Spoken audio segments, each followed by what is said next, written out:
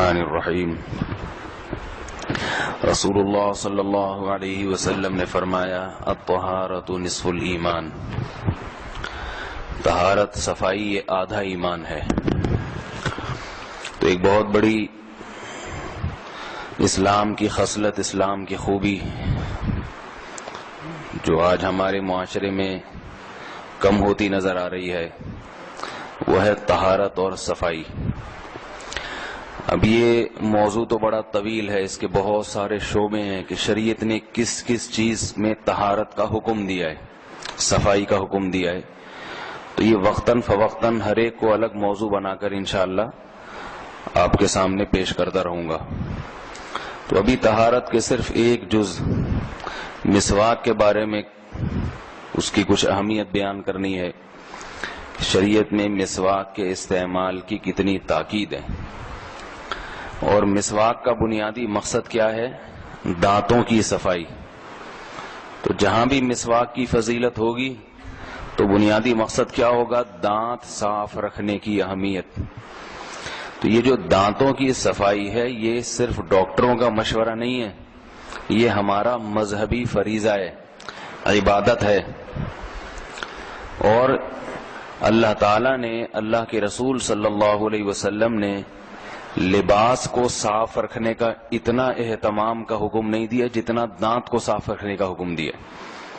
لباس کو صاف رکھنے کا بھی ہے، جسم کو بھی، لیکن اس سے زیادہ حکم کس کا ہے؟ دانتوں کو صاف رکھنے کا۔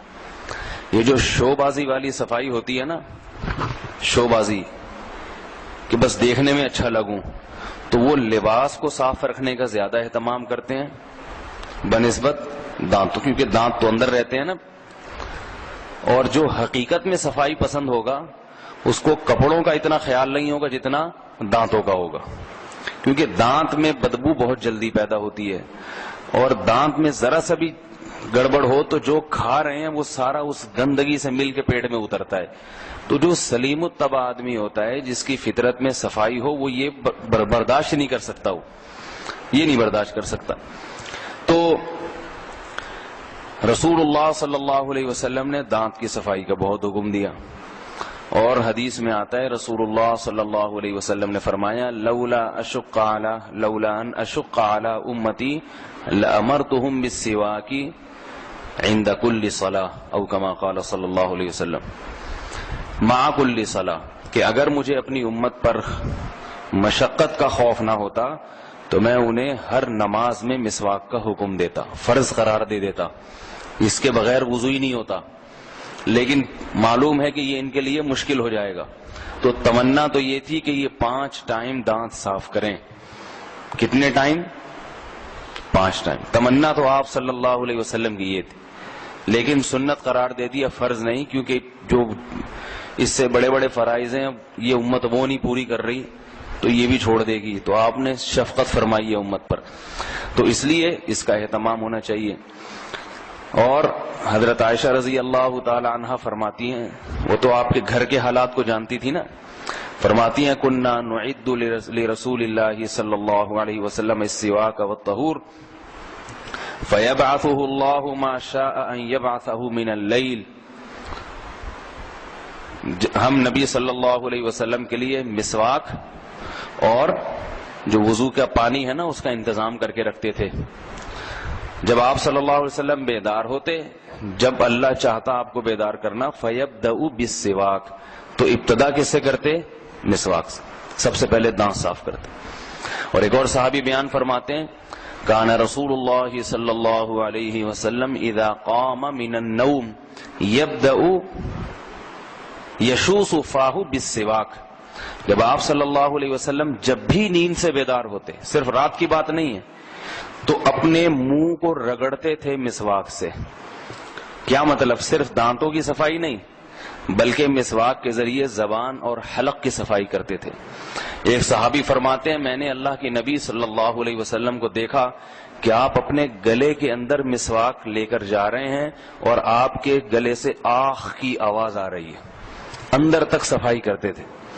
تو یہ جو مسواک ہے نا، نیم کی یا پیلو کی، یہ جو اس قسم کی ہر درخت کی نہیں ہوتی، کچھ درخت ایسے ہیں جن کے لکڑی میں ایسا کیمیکل ہوتا ہے جو جراثیم کش ہوتا ہے. وہ جراثیم کو وہ اینٹی بایوٹک اس میں قدرتی طور پر ہے, وہ جراثیم ختم کرتا ہے, بدبو دور کرتا ہے. اور بھی تو وہ پیلو کا درخت ہے, نیم کا ہے, یا چند اس قسم کے اور درخت ہیں.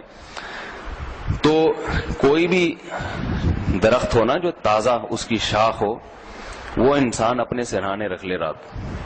اب گڑبڑ کیا ہوتی ہے, آج کل جو مسواکوں کا جو سیٹ اپ چل رہا ہے نا, وہ طریقہ نہیں ہے جو رسول اللہ صلی اللہ علیہ وسلم تھا. اس سے دانت صاف کے بجائے گندے زیادہ ہوتے ہیں. ایک مسواک کا برش بناتے ہیں, ایک تو بناتے کس سے ہیں, کسی چاقو واقو سے بنا کے, پھر 6 مہینے تک رگڑتے رہتے ہیں اسی کو بیٹھ کے, جب تک وہ بال خود ہی جھڑ نہیں جاتے نا اس کے, اسی کو رگڑتے رہیں گے بیٹھ.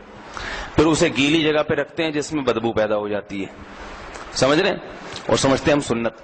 پھر دوسری غلطی, ہر ایک کے سامنے بیٹھ کے رگڑتے رہیں گے دانت. بھائی وہ دانت ہیں, گندے ہیں, سب کو کیوں دکھا رہے ہو؟ تو اس سے لوگوں کو نمازی بھائیوں سے نفرت ہو جاتی ہے. عام طبقہ جو ہے نا کہتے ہیں یہ نمازی بھائیوں کو وہ کیا کہتے ہیں, ایٹیٹیوڈ, صحیح ہے نا, وہ نہیں ہے لوگوں کے سامنے جو ہے نا کیسے بات کرنی ہے. اور دنیا دار طبقہ دیکھو کتنا ایسا اچھا ہے, وہ بڑا نیٹ کلین, اور یہ سب سے میلے کچیلے, دانت بھی ہر ایک کو دکھاتے رہتے ہیں ہر وقت. تو مسواک پھر رکھتے کہاں ہیں مسواک؟ بعض لوگوں نے یہاں پین پاکٹ کی جگہ مسواک کا برش سب کو دکھا رہے ہیں. مسواک نیچے سائڈ کی جیب میں رکھیں, کیونکہ اس کا برش صفائی کا آلہ ہے, وہ دکھانے کی چیز نہیں ہے. صرف آپ نے بیسن کیا نا ایسے دانتوں میں, پھر سب کے سامنے رکھیں گے تو سامنے والے کو تھوڑی سی اس سے گھن سی آتی ہے. ایک صفائی کی چیز ہے نا, برش ہے وہ تو جیب میں رکھیں اس کو کنارے پہ. تو جو طریقہ ہے سنت طریقہ وہ مسواک کا یہ ہے کہ مسواک تازہ مسواک ہو, اس کو دانتوں سے چبا کے برش بنایا جائے, خود چبائیں اس کو. کتنی بھی سخت مسواک ہوتی ہے نا, جب تھوڑا سا اس کو دانت میں رکھ کے تھوڑا تھوڑا دبائیں گے, گھمائیں گے, تو اس کا برش بنتا چلا جائے گا, وہیں سے صفائی شروع ہو جائے گی. اور یہ یاد رکھیں کہ کوئی ٹوتھ پیسٹ, کوئی برش مسواک کا نعم البدل نہیں ہے. جو اللہ نے مسواک میں فائدے رکھے ہیں, نہ کوئی برش نہ کوئی ٹوتھ پیسٹ. اس پہ بہت سارے دلائل ہیں, فی الحال ایک مختصر دلیل, مسواک جو ہے نا یہ قدرت نے پیدا کی ہے انسان کے دانتوں کی صفائی کے لیے, اور اس میں کیمیکل قدرتی ہے, انسانوں کا بنایا ہوا نہیں ہے. جو نیچرل چیز ہوتی ہے نا اس کا کوئی نعم البدل ہوتا ہی نہیں. اس کی مثال ہے ڈبے کا دودھ اور بھینس کا دودھ. بھینس کے دودھ میں کس نے رکھے ہے بھائی؟ اللہ نے رکھے نا. اور ڈبے کے دودھ میں اللہ نے تو رکھے, مگر اس کو پکا کے اور انسان نے کیمیکل ملا کے اس کا بیڑا غرق کر دیا. اب وہ چاہے کتنے بڑے بڑے ڈاکٹروں کی نگرانی میں وہ مل پیک یا نیسلے یا جو بھی ہیں, میں کسی ایک کمپنی کی بات نہیں کرتا, وہ کتنا ہی ڈاکٹروں کی نگرانی میں ہو, وہ اس گوالے نے جو نکالا ہے نا بھی مکھیوں والا دودھ, وہ مکھیوں والا مینڈکوں والا پھر بھی اچھا ہے. یقین نہ ہے تو اس گوالے کی صحت دیکھ لو, صحیح ہے نا, وہ گوالا وہی تو پی رہے ہیں نا, وہ جو نکال رہے ہیں جس میں مکھیاں بھی ہیں گوبر بھی, وہی پیتا ہے, کتنا مستنڈا ہو جاتا ہے وہ تھوڑے دنوں میں. اور جو ڈاکٹروں کے مشورے پہ یہ ڈبے کا پی رہا ہے, وہ ساری زندگی ڈاکٹروں کے سے مشورہ ہی لیتا رہتا ہے کہ اب یہ ہو گیا, اب یہ ہو گیا, اب یہ ہو گیا, اب یہ ہو گیا, اب کیا کروں. تو نیچرل چیز کا کوئی نعم البدل نہیں ہے. اللہ نے خود جو ایک اینٹی بایوٹک پیدا کی وہ شہد ہے. شہد بہترین اینٹی بایوٹک ہے, اور ایک اینٹی بایوٹک ڈاکٹر بناتے ہیں. شہد کی خاصیت ہے کہ وہ صرف نقصان دہ جراثیم کو مارتا ہے, جو جراثیم صحت کے لیے مفید ہیں انہیں چھیڑتا بھی نہیں ہے اور موٹا کر دیتا ہے ان کو.